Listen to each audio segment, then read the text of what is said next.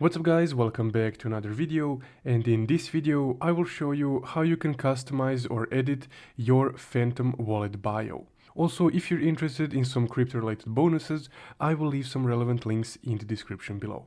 And now let's get started. So first off, once you open your Phantom wallet, you will be on your homepage right here. So from your homepage to edit your bio, you would need to click on your profile icon in the upper left corner. Then click on the view profile text right here next to your username.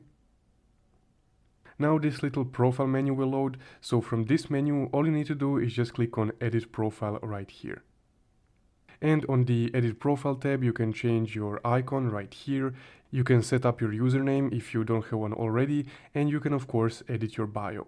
So in this bio section you can write whatever you want to be your profile bio. So let's just say test bio for now.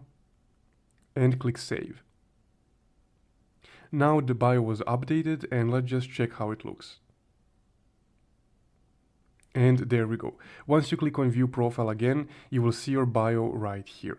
So that's guys how you can edit or set up your bio on the Phantom wallet. If you found this video helpful, don't forget to leave a like and subscribe. Thank you for watching.